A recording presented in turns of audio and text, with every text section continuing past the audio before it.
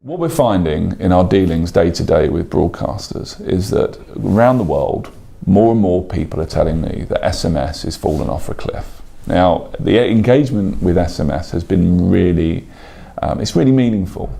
And when we've done some analysis around the content within SMS engagement versus Twitter, the SMS engagement is much more meaningful, it's much more personal, and there's much more sense of time and place about it.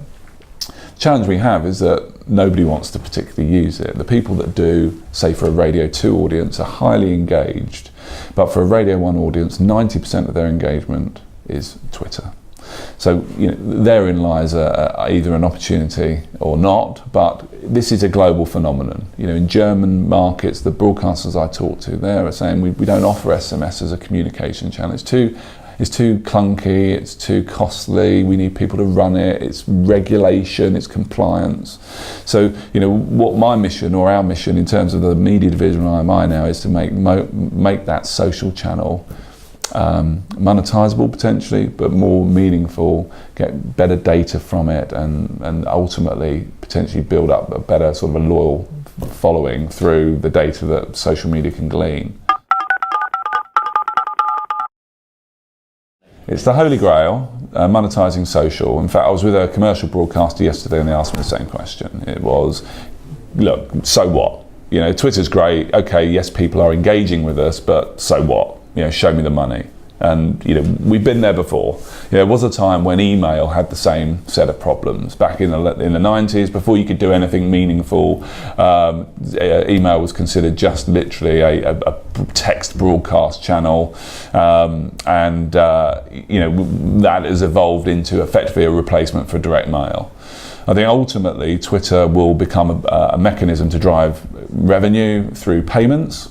One of the propositions we're putting together at the moment for broadcasters is something we've called Tweet Pay, which is effectively linking a tweet or a promoted tweet to a direct-to-bill mobile payment mechanism. So should you wish to download a piece of content from Now TV or ITV for 99p, episode of Downton, that can be promoted across Twitter but then linked to a direct-to-bill mobile payment using Pay For It or something similar.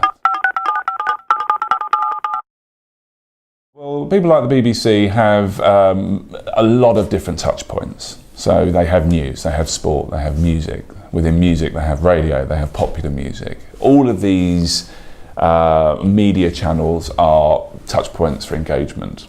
So the way we've approached working with public service broadcasters is to be able to provide a universal platform so that it's not specific to radio, not specific to TV. It acts as a hub so that any piece of user-generated content that emanates from the wider market or the audience in this context is ingestible in a very, very simple way. All the engineering's done on the back end, all the complex engineering is there, but to do something simply for an organisation with potentially 4,000 or 5,000 users is actually quite hard technically. So we've invested in the back-end engineering to ensure that everybody at someone like the BBC could use this service on the fly and have an instance of it with very little training and very rapid time to market.